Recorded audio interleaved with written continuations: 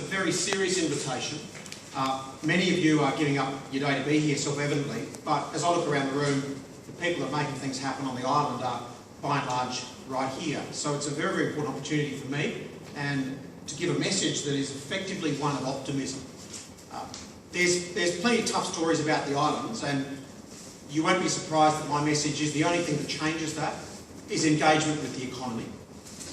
More jobs and high property values. Now, that won't come as any surprise to any of you, but it's how we do it that counts. So I've got a few minutes, Matt and Mark, to give you just a very quick federal overview of how the economy's tracking. But before I do that, I just want to say, working with you, Mark, you're an assiduous counsellor. Every single concern I've had, you've been right onto it within 24/7. And Matt, obviously we wear the same colours, you won't expect anything less, but when he says he's over here on the islands all the time, over in Redland Bay, they're always complaining you're over here on the islands as well. You don't go around saying the same thing to everyone. You've really invested a lot of time over here, Matt, and I commend you for doing that. Look, at the moment where we're sitting, obviously we've seen the end of the hand-to-hand combat in Canberra, and with a new Prime Minister, a subtle shift in the way business is done down in our capital.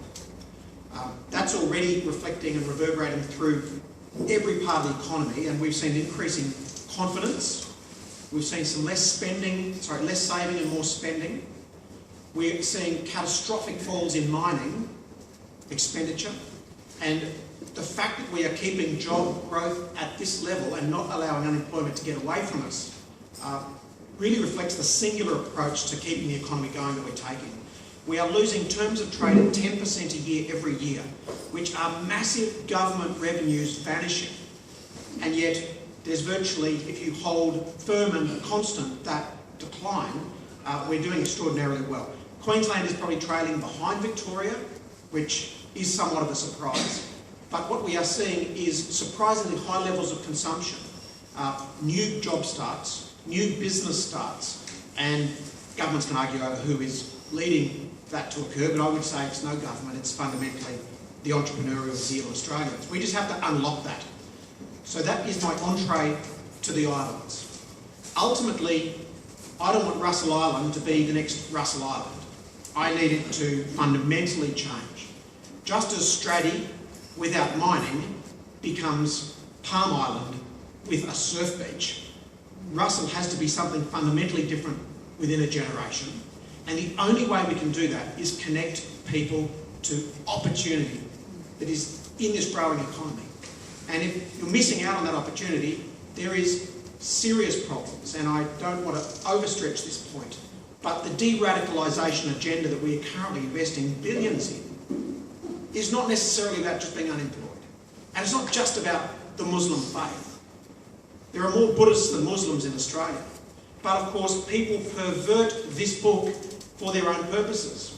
And you can have an imam, you can have the senior religious leaders, but if we have in any society disadvantaged people with a complaint mentality that Australia isn't there for them, you know precisely what to expect, and you're seeing it around the world. And I take that challenge here very, very seriously.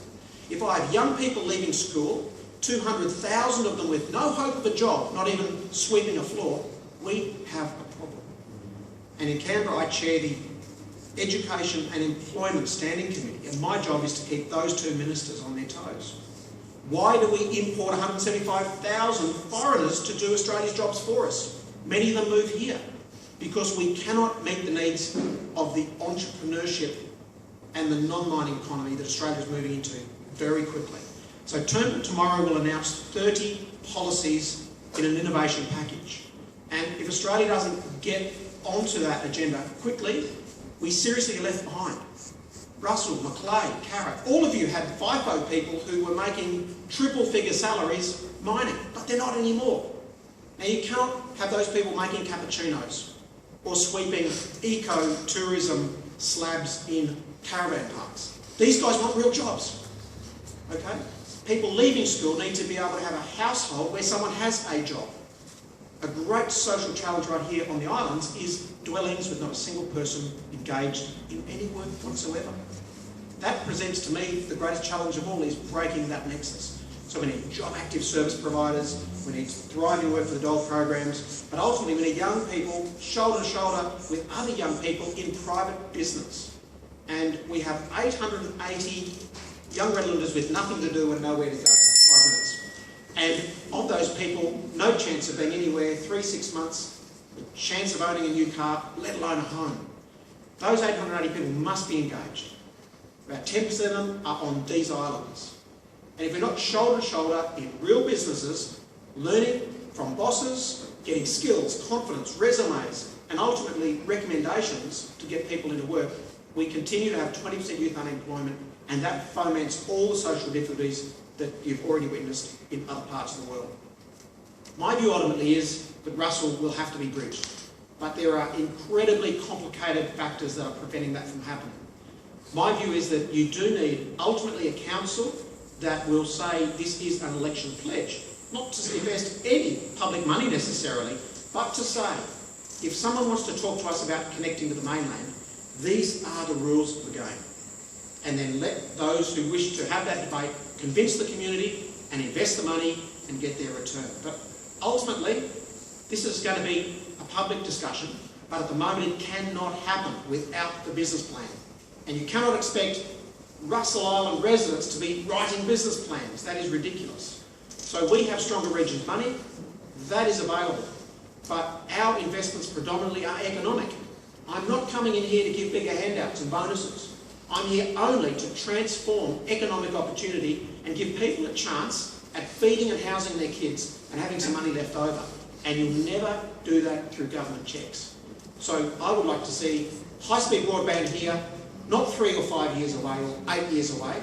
I want that black hole fixed within 18 months. And the islands will have full connection to broadband before Victoria Point does and before Sheldon does, because they'll get it because they need it most. That will connect every single house to speeds of between 25 and 87 megabits per second, which in layman's terms is 10% faster than you have now. In finishing, we don't do a lot of infrastructure federally. We pay the money, we collect lots of tax. It's all about transfers. But when it comes to NBN infrastructure, no one else is responsible for that apart from me, and I have to make sure that that project is on time, on budget, and giving you the speeds at home and here in your business areas where you have a chance to be level pegging it with the mainland. Thanks very much.